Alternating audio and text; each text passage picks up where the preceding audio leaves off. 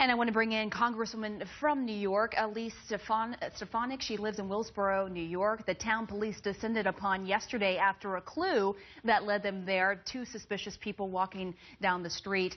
So tell me, first of all, there are these two dangerous killers on the loose. No one, frankly, knows where they are right now. How is the community responding to this? What are people doing?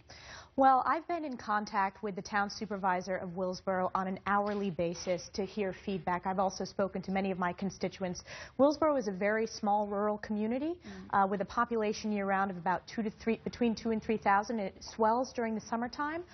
So it's a very small town, and to have hundreds of law enforcement, corrections officers, and New York State Police descend on the town, it obviously has a sense of alertness and a sense of, there was some citizens who were very scared, but we're trying to make sure that if you see any information, to contact the New York State Police. And in some ways, you know, they have so many officers around them. They're also very safe in that regard.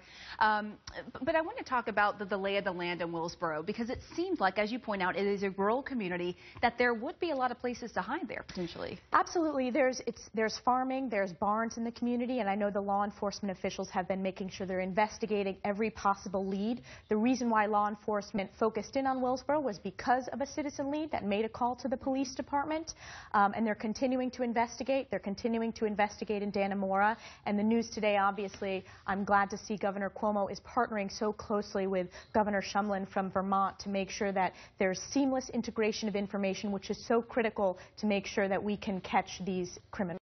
Integration of information and quick information sharing is very critical in these situations. We've been reporting on the fact that the prison where the men escaped is very close to the border of Canada. From what you know about the landscape there and the lay of the land, how easy would it be for someone to cross the border into Canada? Well, our border is unique.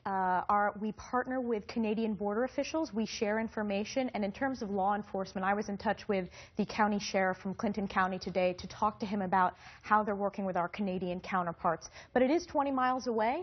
And as Governor Cuomo mentioned, the escapees may have had a lead time. So we are pursuing all leads. And that's why it's so important for citizens, not just in upstate and northern New York, but in Vermont and, frankly, throughout the Northeast and across the border in Canada, to make sure that if you have any leads or suspicions, please send in that information. And we know that more than 500 tips have already poured in. Thank you so much, Congresswoman Stefanik. We appreciate it. And our national lead